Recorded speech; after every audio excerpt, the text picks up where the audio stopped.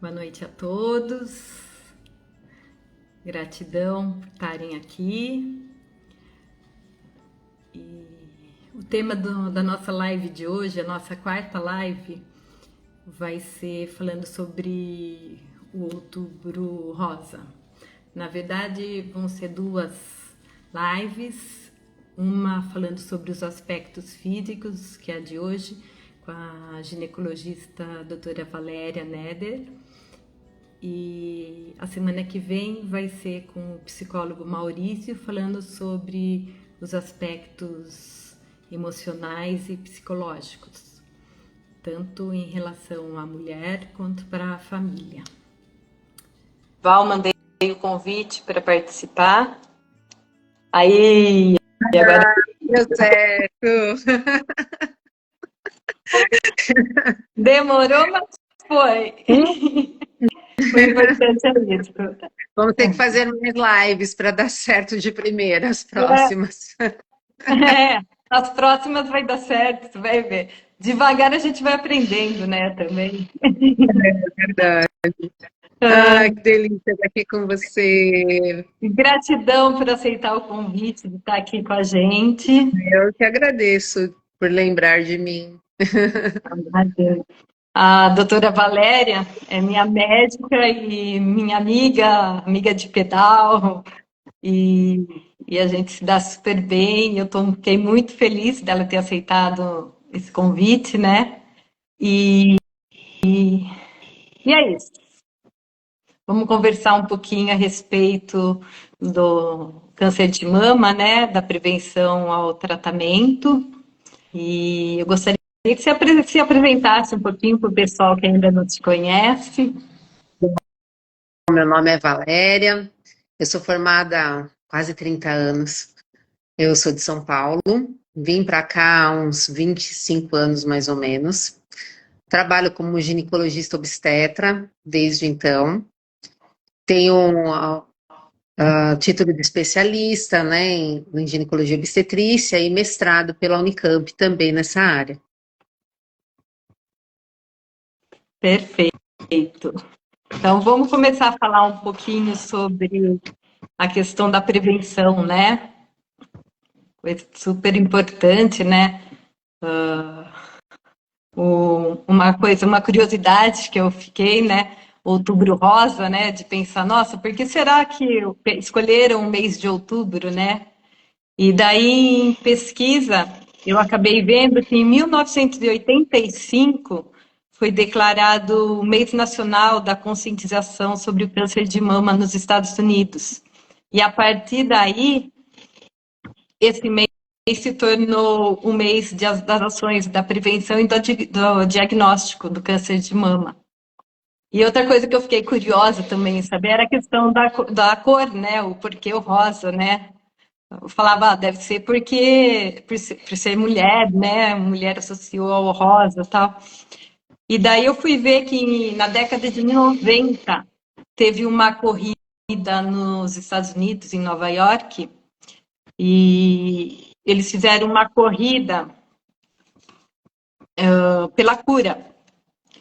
E nessa corrida pela cura, eles distribuíram lacinhos cor-de-rosa para o pessoal em homenagem às mulheres que passam pela doença, né? E a partir daí o lacinho cor-de-rosa ficou o símbolo da campanha. Então, achei bem interessante. Mundial a partir disso, né? Isso. E até é interessante falar, né, que isso é uma coisa que envolve o mundo mesmo, né? Porque tem pessoas que não sabem que é um movimento que envolve o mundo inteiro, não é? Outubro é um mês que a gente se mobiliza para despertar as mulheres para essa prevenção, né? Sim. Então, falando já um pouquinho sobre a prevenção, vamos conversar um pouquinho dos fatores de risco, né? Do câncer, a idade, por exemplo, né?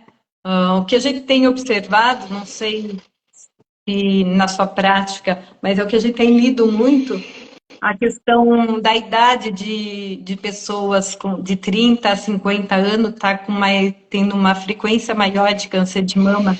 Que antes era... É sempre câncer de próstata. Quando que eu tenho que me preocupar? Se meu PSA aumentado pode ser da minha próstata grande, da idade, ou é câncer? Eu vou te explicar nesse vídeo aqui o que é TS. Opa, desculpa aqui, entrou algo aqui. Fiquei procurando onde que estava. Então, o que eu tenho visto, assim, pessoal mais jovem, antes era acima de 50, né? E agora eu estou vendo que o pessoal mais jovem está tendo, né? Como que é? O câncer de mama ainda é mais frequente nas mulheres pós-menopausa, né? Sim. A gente tem observado mulheres mais jovens por alguns fatores, né? Que eu acredito. Ou um diagnóstico precoce da doença, né? Agora, as mulheres procuram mais e a gente acaba fazendo diagnóstico em mulheres mais jovens. Tem os fatores genéticos, que geralmente os fatores genéticos eles podem acometer mulheres mais jovens, geralmente são tumores até um pouco mais agressivos, né, que crescem muito rápido. E a exposição mesmo das mulheres, né, e das pessoas de maneira geral, com substâncias mais tóxicas, né, o dia a dia, o estilo de vida das pessoas hoje em dia não estarem colaborando para que isso aconteça, né? Uhum. Então, se a gente for pensar nos fatores de riscos mais clássicos para o câncer de mama, são aquelas mulheres que estão mais expostas aos hormônios, né? Uma exposição mais prolongada, as meninas que menstruam muito cedo, abaixo dos 11 anos, as mulheres que demoram muito para entrar na menopausa, acima dos 55 anos, mulheres anovuladoras que ficam naquela predominância estrogênica por muito tempo. Então, são fatores de risco também, aquelas mulheres que demoram muito para engravidar, mesmo pela ficar mais tempo expostas, né, a esses hormônios. Esses são os fatores de riscos que a gente, teóricos, né, que a gente encontra. Uhum. A questão do histórico familiar, como que é essa questão? Ela ainda é uma das grandes ou não? Não, aí que tá, o câncer de mama, ele é multifatorial. Pode ser que uma mulher que tenha câncer de mama nunca tenha tido um caso na família. E às vezes nem se encaixa em todos os fatores de riscos que a gente tenha como teoria, né? A gente pode classificar, fazer um checklist aí de vários fatores de risco. Porque ele é tão multifatorial que não dá para a gente dizer, ela teve um câncer de mama por causa disso, né? Porque às vezes a paciente que está com câncer de mama fica se auto-questionando o que foi que eu fiz de errado, né? Por eu estar com esse problema, né? Mas tantos fatores que a gente, que é médico, também não consegue isolar um único motivo. Os cânceres genéticos são a minoria dos cânceres de mama. A minoria. Vamos dizer assim, é lógico, se você tem vários casos de câncer na família, minha avó, minha mãe, né, tia, prima, você consegue identificar fortemente que tem uma razão genética para ele estar vindo, né? Nesses casos, o risco de câncer de mama nessa família é 3 a 5 vezes maior que o da população geral. Mas não é a maioria dos cânceres que a gente encontra. A maioria dos cânceres que a gente faz diagnóstico são de mulheres que nem tiveram um caso na família. Porque os outros %, né, a maioria ele é vamos dizer assim, adquirido. Né? Teve uma célula que ela sofreu uma mutação, pode ser por disruptores endócrinos, por um estilo de vida inadequado, uso de álcool, tabagismo, obesidade, estar exposta, né, seja fisiologicamente ou adotando alimentos que tenha muito fitoestrógenos, são tantas coisas, né? Irradiação ionizante.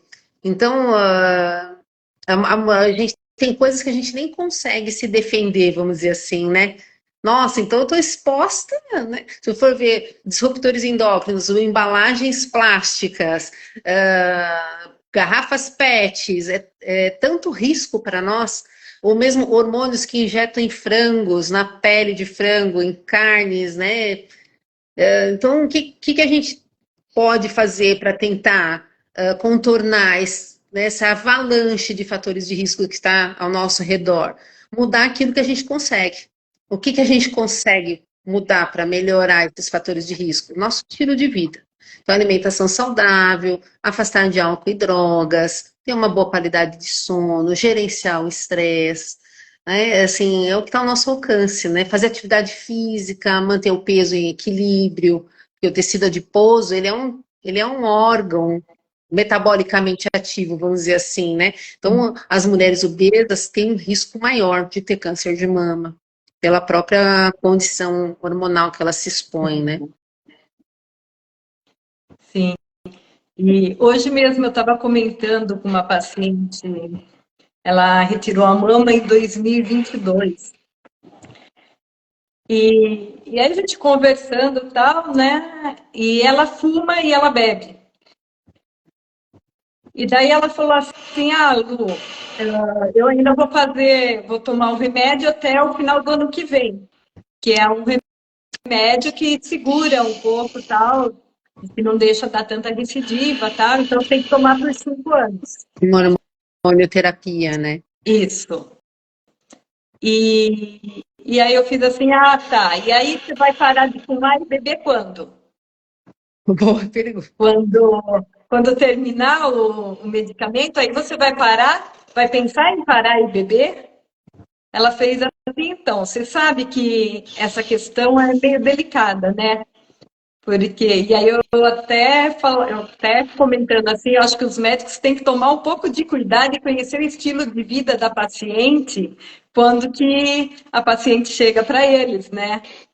Ela faz um acompanhamento no hospital universitário e o médico que atendeu ela falou assim para ele: tem problema de eu estar tomando álcool com essa medicação que eu estou tomando? Ele fez assim, não tem problema. Aí ela falou assim, então tá bom. Aí ele brincou com ela, falou assim, inclusive hoje é sexta-feira, você pode sair daqui e tomar sua cervejinha. Motivou ela, né? Exatamente. Daí ela fez assim, daí como ele falou para mim, como ele falou para mim que não faz mal, ela toma. Só que ela não toma uma cervejinha, ela toma várias cervejinhas e várias vezes na semana. Ela tem esse estilo de vida. E fumar também, ela fuma muito. Você tem noção, ela fazia químio, terminava a químio, ela saía e ia fumar. Por isso que eu acho muito legal a sua proposta de a gente estar conversando sobre os fatores físicos e depois a seguir, na sua próxima live, falar dos fatores emocionais. Que é necessário um psicólogo junto para ajudar, né? Porque a gente sabe o quanto é difícil você largar uma droga, né? Seja ela alimentar, seja ela um álcool, um cigarro, às vezes precisa mesmo de um apoio, às vezes de profissionais, porque às vezes não é falta de vergonha na cara, é dificuldade mesmo, né? Nessa mudança de estilo. Então, assim, é interessante mesmo ajudar em todos os aspectos, né? Se compadecer da dificuldade que ela tem, né? Porque ninguém quer ter um câncer, né?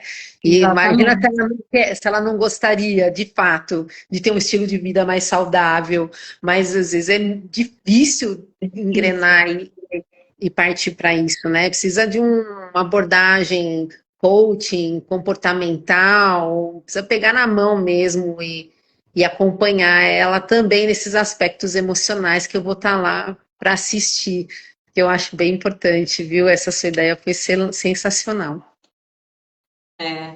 E ela é uma das pacientes que você fala assim, teria que ter um acompanhamento exatamente para ajudar essa questão de todos os estilos de vida dela, né? Desde a atividade física que ela não faz, porque a atividade física é uma das coisas também super importante, né?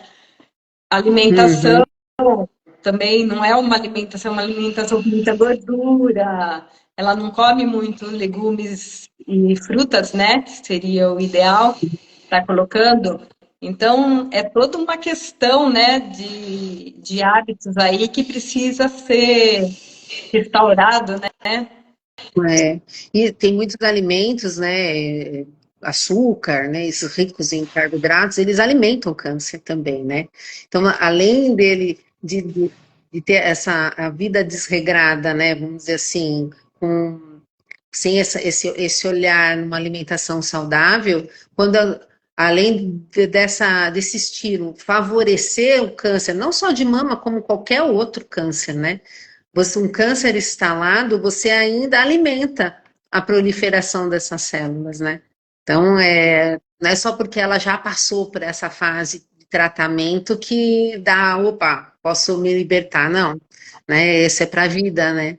Para todos nós, né? Para todos nós, Sem é para a dúvida. vida modificar esse estilo de vida, né? Que a gente fala É. muito hoje, né, Lu, sobre a medicina do estilo de vida, né? A gente tem um olhar mais preventivo para as doenças. Então, é interessante a gente estar sempre abordando esse aspecto, né? Sem dúvida. E bem como prevenção mesmo, né? E são hábitos que não é só para o câncer de mama, né? É para qualquer tipo, né? É. Em especial. Vamos falar um pouquinho sobre o autocuidado. A questão do autoexame, né? Uhum. Hoje a gente até não fala muito sobre o autoexame, porque dá a impressão que a gente delega para a paciente fazer o seu próprio diagnóstico, né? Hoje a gente fala de autoconhecimento. A mulher ela tem Ah, que conhecer a sua mama. Então, ao longo da vida, né, durante o banho, do seu dia a dia, ela saber como é a sua mama. E nas avaliações médicas anuais, tem um profissional capacitado, um ginecologista, às vezes em rede pública, às vezes um profissional, uma enfermeira, alguma coisa que esteja capacitada para avaliar essa mama e falar, olha, não, a sua mama sim, tá tudo bem, fez os seus exames complementares, está tudo normal, ela decora que aquilo é o normal dela. Né? Esse é meu jeito de falar, né? Que eu falo para os pacientes. Você tem que saber qual é o seu normal. E ao longo da vida, se alguma coisa tiver de diferente, motiva essa mulher a buscar a avaliação antes de um ano. Que a gente tem que ter em mente assim, que anualmente ela procure uma avaliação, um check-up nessa área, né? E esse autoexame, esse autocuidado, esse autoconhecimento, motivá-la a procurar antes de um ano. Tudo voltado assim para um momento de diagnóstico o mais precoce possível, né? uhum. E assim, para fazer a palpação, às vezes a gente pode se confundir, né? Porque tem cisto, tem várias coisas, né? Então é importante quando tiver sentir algum nódulinho, alguma coisa, não se desesperar, né? E ir atrás de quem possa ajudar, né? Sim, Fala um pouquinho a respeito disso. perfeito. É por isso que, assim, que eu falei alguma coisa de diferente do seu habitual, porque realmente a mama, ela é difícil, principalmente quando é na gente mesmo. Eu falo assim, eu tenho mais facilidade, às vezes, de palpar a mama de uma paciente do que a minha própria mama, né? Mas é você sentir que aquilo, nossa, isso aqui não estava aqui antes, né?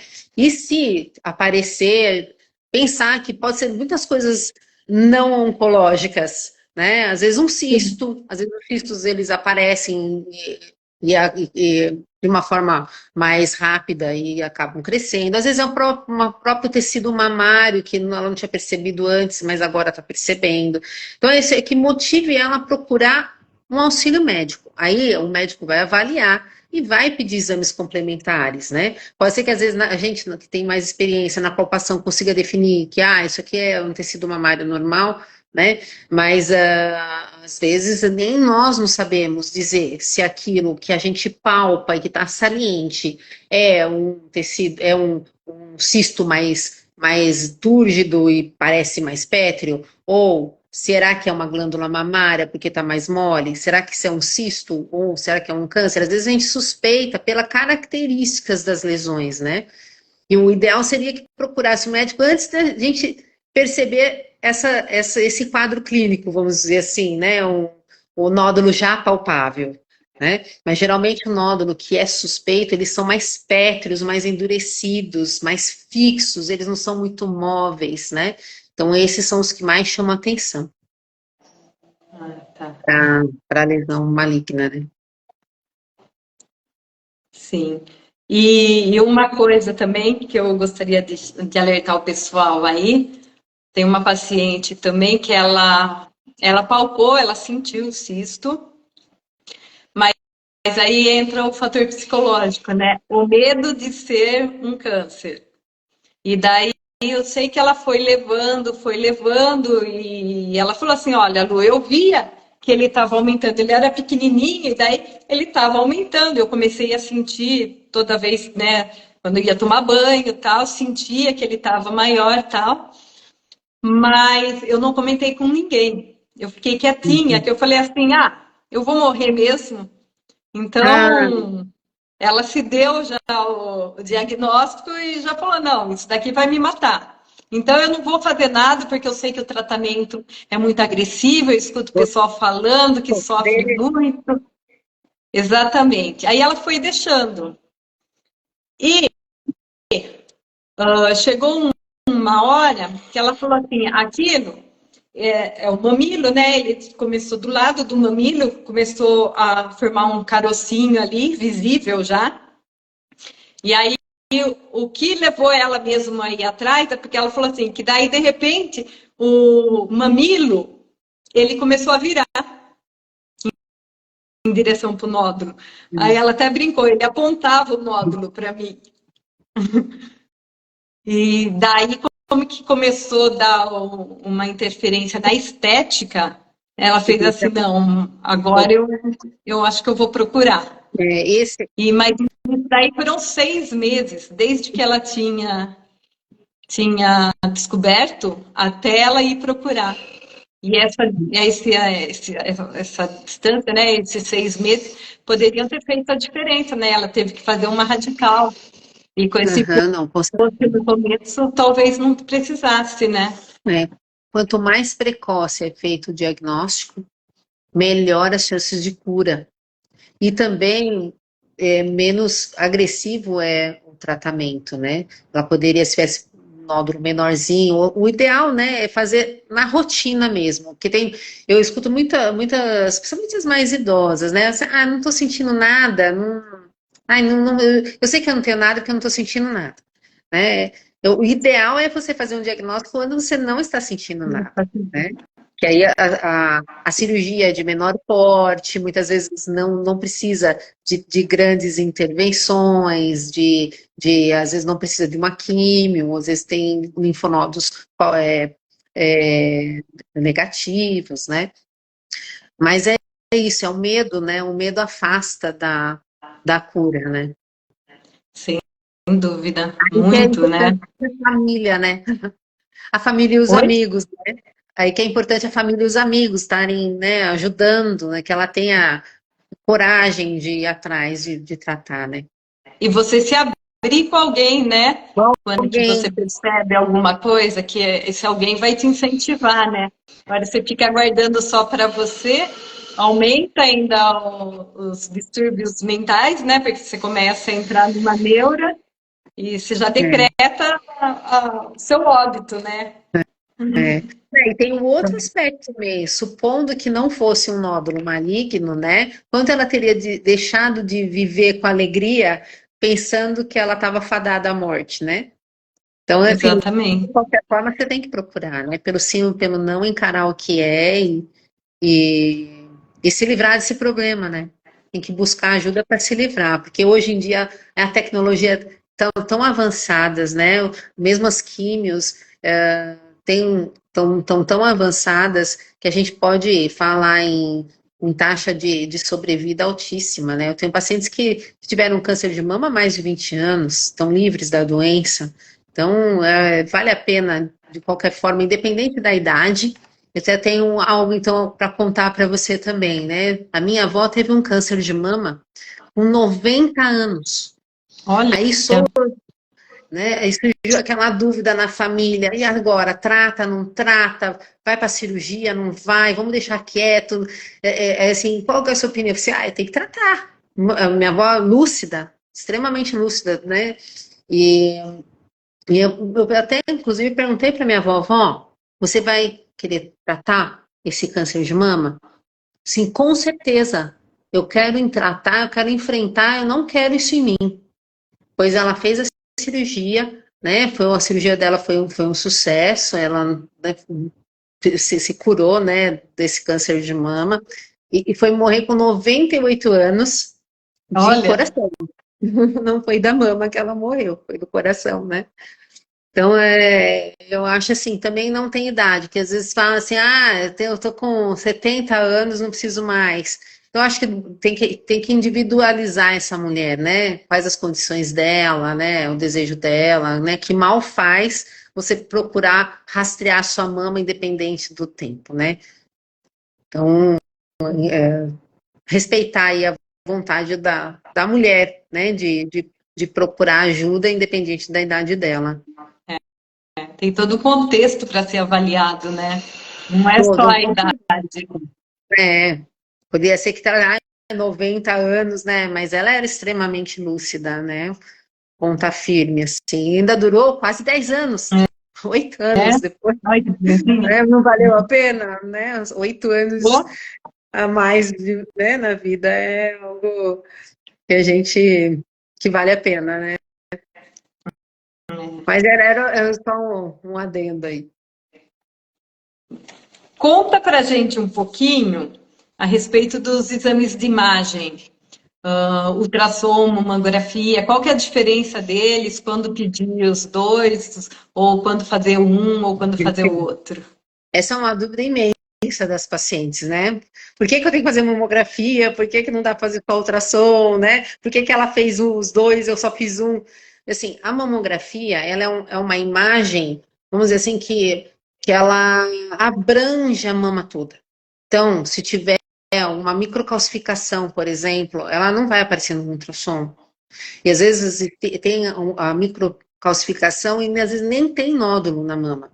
Então, é um diagnóstico que é feito só mamográfico. E se tiver algum nódulo na mama, a mamografia ela não consegue identificar. É um cisto? É um nódulo maligno ou um nódulo benigno? Aí, mas direciona uma complementação diagnóstica, né? Então, se a mama também, às vezes, é densa, a necessidade de complementar com ultrassom, independente do exame ter visto ou não alguma lesão mamária, né? Você pega uma mulher jovem, por exemplo, ou essas que têm um antecedente familiar, às vezes vai pedir uma mamografia, a gente começa a rastrear 10 anos antes do advento oncológico da família. Então, por exemplo, a minha mãe teve câncer de mama, a minha avó teve câncer de mama com 40 anos. Então, lá nos 30, a gente já começa a investigar. Como que a gente vai fazer uma mamografia numa mulher de 30, 35 anos, né? Às vezes a gente precisa sempre estar complementando com um exame de imagem, que ela consegue visualizar melhor essas lesões mamárias, né? E deixa eu te perguntar uma coisa. Quem tem prótese, como que fica essa questão? Não é para fugir dos exames de rastreamento por causa da prótese, tá?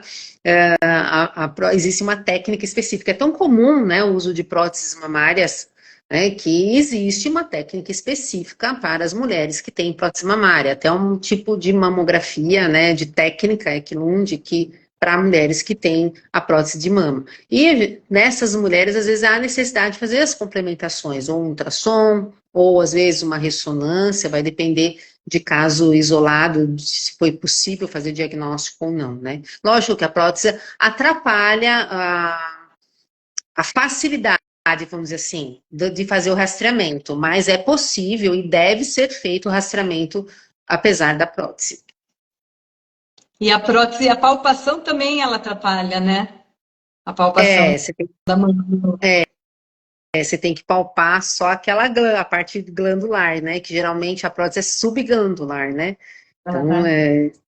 você tem que ter uma técnica, né? Geralmente o ginecologista pode estar orientando como se auto-examinar, mas tem como fazer. Pode ser um pouco mais difícil, né? Mas são mulheres que precisam aí de complementação diagnóstica, mas tem que ser feito. Porque tem umas que querem fugir, né? Ah, não, vai estragar minha prótese, não, né? É, Mas não eu tive inventa uma, necessidade, né? eu tive uma paciente que ela falava, ah, não, eu coloquei prótese, não tem problema, não preciso fazer nada. Como que não precisa? Lógico que precisa. Passa na sua ginecologista, ela vai te ensinar certinho como que palpa, como que você vai conseguir fazer esse rastreamento, né? Verdade. Aí acabou indo, mas é uma coisa que o pessoal acaba, ah, não, já coloquei uma prótese, então eu estou livre. E não é bem isso, né? É. Sabe um assunto também que você falando assim de paciente, que elas têm muito medo quando aparece um nódulo na mama, né? Fez a mamografia, um ultrassom e apareceu um nódulo. Aí já fica aquela assombro, né? Como que a gente sabe se esse nódulo ele tem que fazer um controle semestral ou quando que a gente sabe que esse nódulo tem indicação de biópsia? Né? Os Bom, nódulos eles têm uma imagem diferente, tanto mamográfica quanto ecograficamente, uma imagem com características, são vários aspectos que a gente analisa naquele nódulo, né? Desde traves, tamanhos, extensões, comprimento, enfim, para a gente saber se esse nódulo ele tem uma característica maligna, que o ideal é já biopsiar logo de cara e não precisar fazer um controle semestral. Ou aquele nódulo que a gente tem quase certeza que ele é benigno, mas como apareceu, vamos acompanhar em 6 meses para a gente avaliar se ele está crescendo, qual é o comportamento dele, se a gente vai continuar só acompanhando ultrassonograficamente para tranquilizar, ou se vai precisar remover, apesar dele ser benigno. Às vezes tem um nódulo que ele cresce muito rápido e às vezes o ideal é a gente até pode ser até do ponto de vista estético, às vezes, tirar ele menor do que ele maior, né? sim. E tem aquelas classificações de BIRADS, né? Mas não sei se seria interessante a gente comentar, Ah, né? Mas aí você... pode comentar, sim. Então, tem o BIRADS 0, é aquele exame que a mamografia não foi suficiente para dar um diagnóstico. Tem ou não lesões, mas são aquelas mamas densas que eu comentei, tá? Então ele se esquiva, porque não é possível dar um diagnóstico apenas com a mamografia. Você precisa complementar, geralmente essas complementações são com ultrassom, magnificação, compressão, mas geralmente é um ultrassom complementar. O BIRADS 1 é uma lesão que não tem, é uma mama que não tem lesão, né? Uma mama normal. BIRADS 2, ela tem lesões, mas elas são certamente benignas. Uma calcificação isolada, né? Um cistinho pequeno na mama.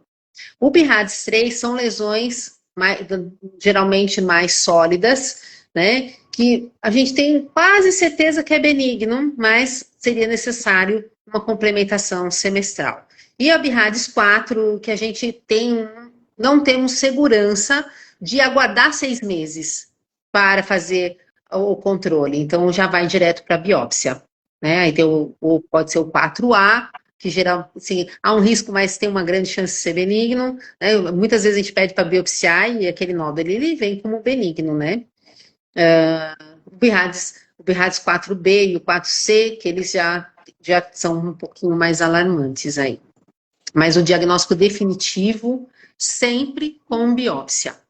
Só o exame de imagem, só a palpação é insuficiente para dar o diagnóstico. Então, sempre a biópsia que é a confirmatória do diagnóstico. E daí, fala um pouquinho dessa questão da mastectomia mesmo, da questão de quando ela é parcial, quando que ela é total, como que é essa questão? Depende do estágio que está o câncer, que vai tirar tudo, só o pessoal ficar um pouquinho por dentro. Sim, é importante a gente saber, né, como que a gente determina a estratégia terapêutica de cada mulher, né? Primeiro, o tamanho do nódulo. No estadiamento, a gente fala, é o TNM, né? O T fala sobre o tumor. Esse tumor, ele tem menos de 2 centímetros, ele tem de 2 a 5 centímetros, ele tem mais 5 centímetros. Então, o tamanho do tumor também mostra pra gente a melhor técnica de tratamento.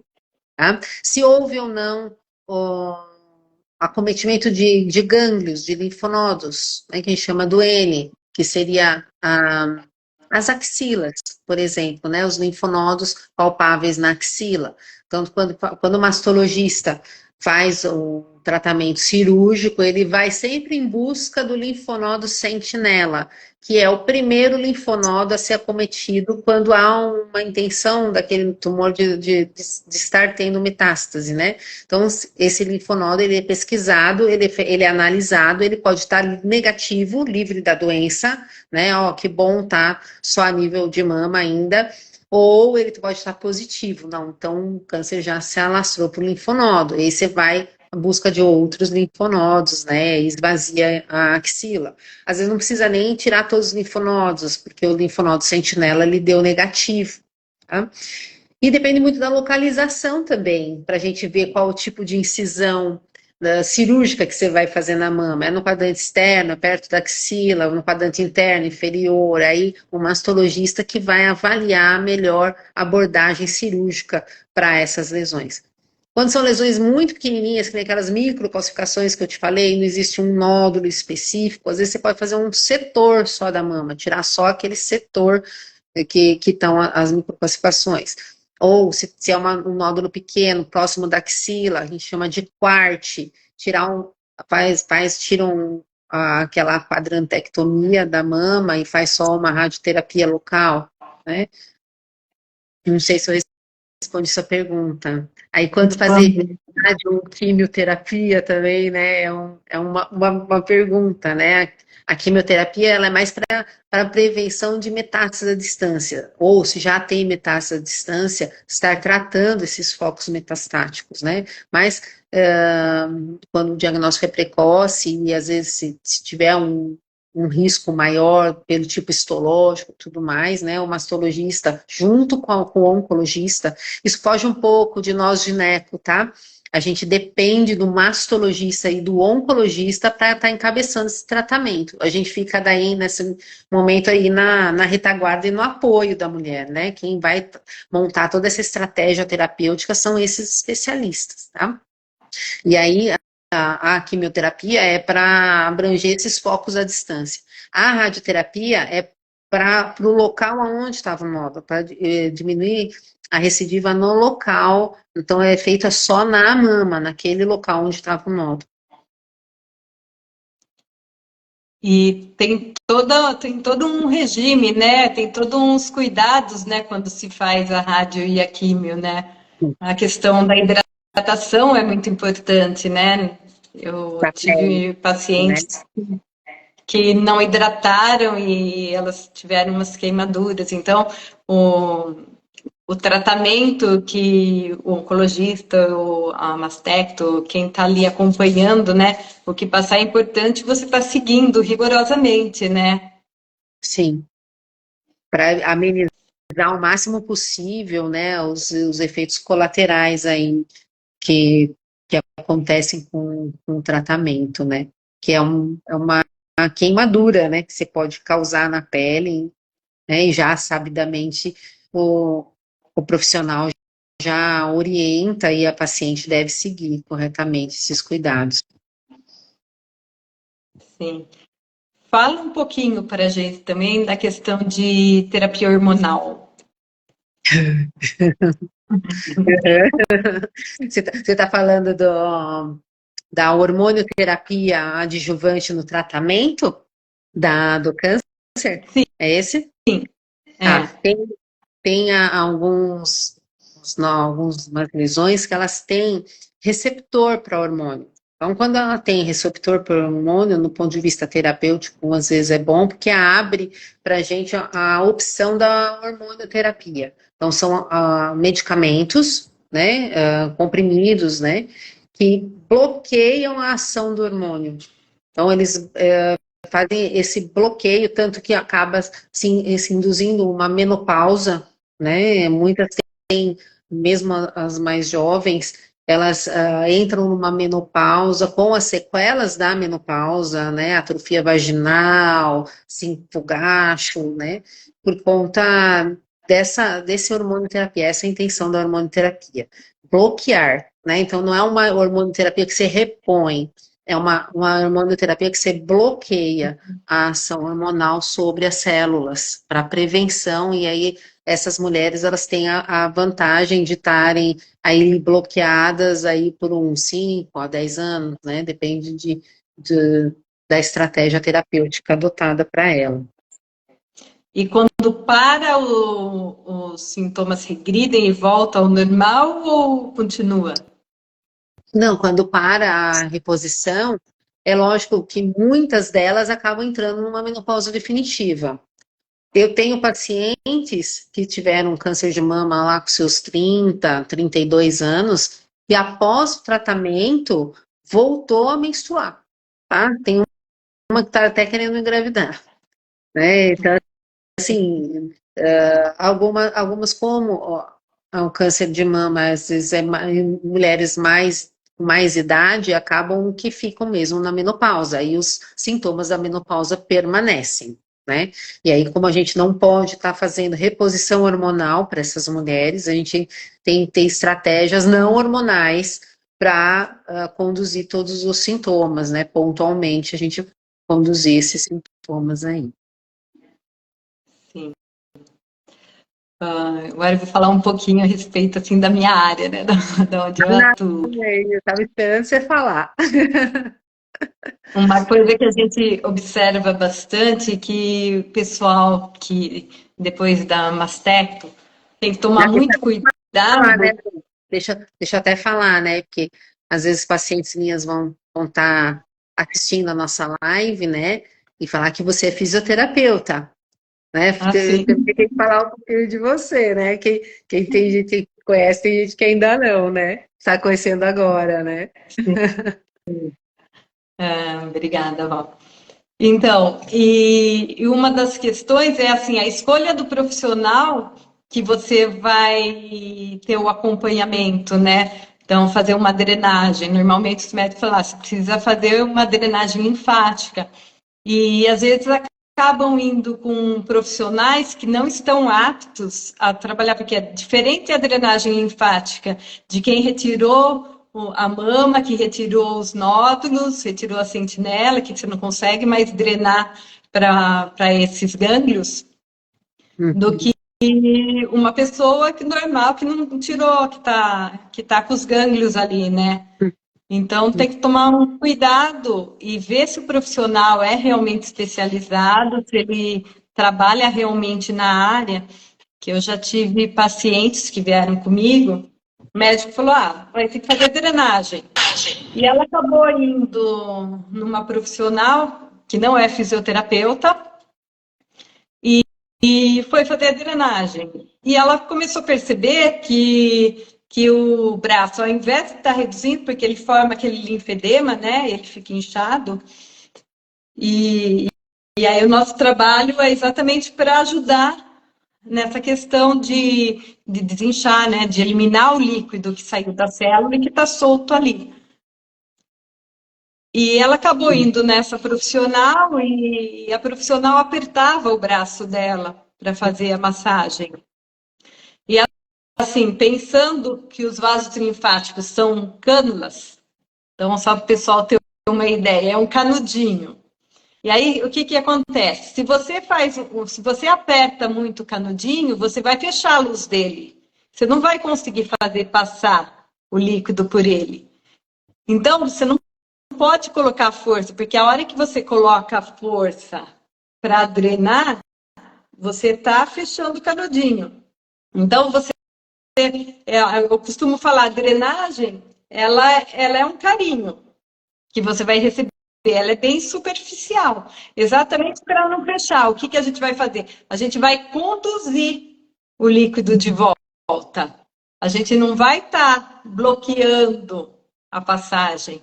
Então, essa questão é uma questão muito que tem que ser avaliada, porque tem várias pessoas que acabam fazendo a drenagem, colocando força, que na verdade não é uma drenagem, né? Porque às vezes eu pergunto para as minhas pacientes, mesmo não sendo por sequela de axila, né? Mas eu pergunto, doeu a drenagem? Se doeu, eu desconfio, eu acabo desconfiando. Exatamente. Porque a gente acha que tem que esfregar, né? E Tem que paciente procurar foi um profissional capacitado mesmo, principalmente para um assunto tão delicado, né? Porque às vezes elas podem perder a mobilidade desse braço, né? E às vezes se é no direito, destra, né? Acaba interferindo muito na vida, né? No dia a dia. Então tem que levar a sério mesmo essa questão aí, que tem toda uma técnica, né? De mobilidade, não só drenagem, mas de fisioterapia, né, para estar resgatando essa função, né, vamos a dizer assim. Né? amplitude, né, do movimento que se pede. Então, você está estimulando o paciente a ir usando de novo aquele braço tal. E vários cuidados que a gente acaba orientando, né? De tomar cuidado para não se cortar, tal, que tudo isso acaba afetando, né? Então, por isso é muito importante o profissional que vai estar dando a continuidade. Então, é importante a cirurgia, é importante todas as fases, é importante a prevenção, é importante o tratamento, e o pós-tratamento também é importante. Sim, que é a qualidade de vida dessa mulher, né? Sem dúvida. E eu já peguei casos também de paciente que falou, não preciso fazer, tá? E acabou ficando com aquele linfedema, né? O braço inteiro, então, desde a mão até o ombro bem inchado, tá? Coisas que poderia ter evitado se tivesse feito o acompanhamento certinho, né? Tivesse feito a terapia. É. Então, alertando o pessoal aí que todas as fases são cuidado. importantes. É verdade.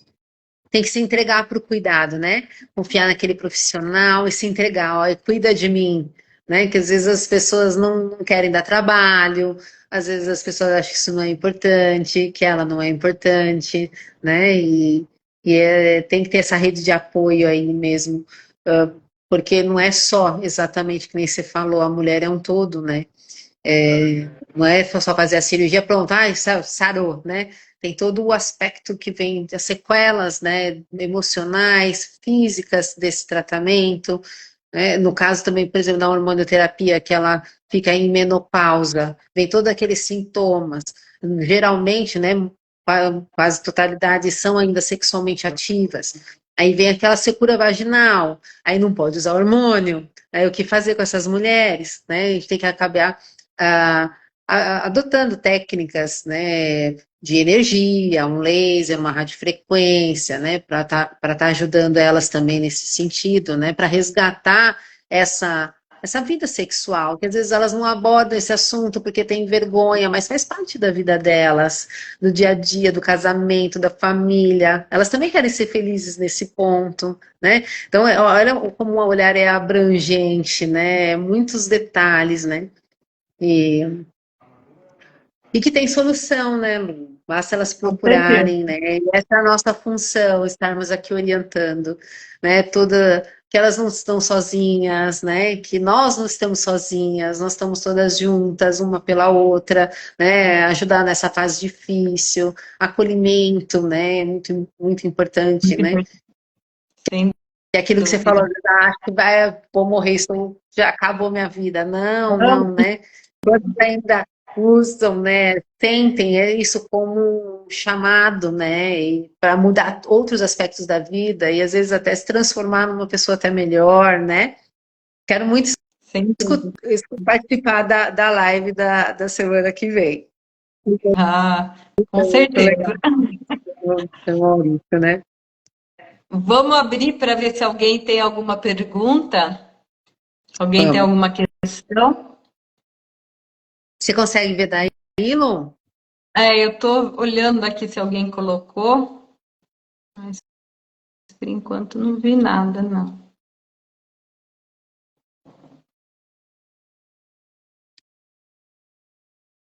Acho que Eu vou não tem, colocar não. uma pauta, então.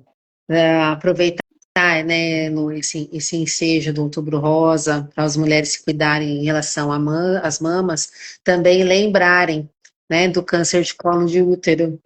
E tá, às vezes o ano passa tão rápido que às vezes não esquece de fazer os exames preventivos, né? Então, lembrar também, apesar do câncer de mama ser o mais perigoso entre as mulheres, né? Lembrar do câncer de colo de útero, que ele é altamente prevenível, né? A gente consegue fazer tratamento daquelas lesões pré-cursoras e realmente prevenir o aparecimento do câncer, né? Então, aproveitar, né?